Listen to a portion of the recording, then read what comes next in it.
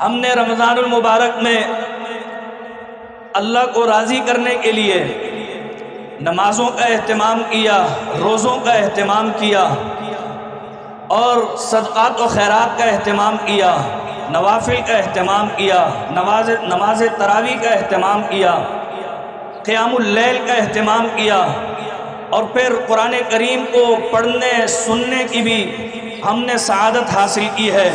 اللہ ہماری اس کاوش کو بھی قبول فرما لے۔ آج اجر و ثواب کے ملنے کا دن ہے۔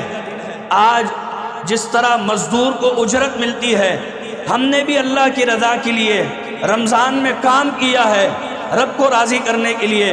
آج ہماری بھی اجرت کا دن ہے، اور اجرت یہی ہے کہ نبی علیہ السلام نے فرمایا جب لوگ عیدگاہ کے میدان میں آ جاتے ہیں تو اللہ کے فرشتے ان لوگوں کی سفارش کرتے ہیں کہ یا اللہ، جس طرح لوگوں کو اجر و ثواب ملتا ہے، کام کرنے والے کو اجرت ملتی ہے، یہ تیرے بندے جنہوں نے سارا رمضان کام کیا ہے انہیں بھی اجرت دے۔ اللہ فرماتا ہے ان کی اجرت یہ ہے فَانصَرِفُوا كَانَ مَغْفُورًا لَكُمْ، اب تم یہاں سے اٹھو گے تو اللہ تمہیں معاف فرما دے گا۔ اللہ ہم سب کو معاف فرما دے۔ میرے دوستو، آج ایک بات اور ذہن میں رکھ لیں کہ جس طرح ہم نے رمضان کے مہینے میں محنت کی ہے، نمازوں کی پابندی کی ہے، ذکر اللہ کا اہتمام کیا ہے، میرے دوستو قرآن سے تعلق قائم کیا ہے، نوافل کا اہتمام کیا ہے، اب ہم نے یہ جو پریکٹس کی ہے اس پریکٹس کو نہ بھلانا ہے نہ چھوڑنا ہے۔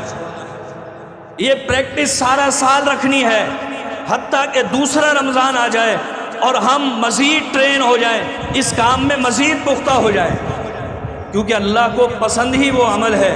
احب الاعمال الی اللہ ادوامها، اللہ کو وہ عمل پسند ہے جس کے اندر مداومت ہو، مستقل مزاجی ہو۔ ایسا عمل اللہ کو پسند نہیں ہے کہ چند دن کے لیے کیا اور پھر چھوڑ دیا۔ سورۃ النحل میں اللہ نے ایسے کام کرنے والوں کی ایک مثال دی ہے کہ جو نیکی کرتے ہیں جذبات میں آ کے اور پھر وہ نیکی چھوڑ بھی دیتے ہیں، اس پر مداومت اختیار نہیں کرتے۔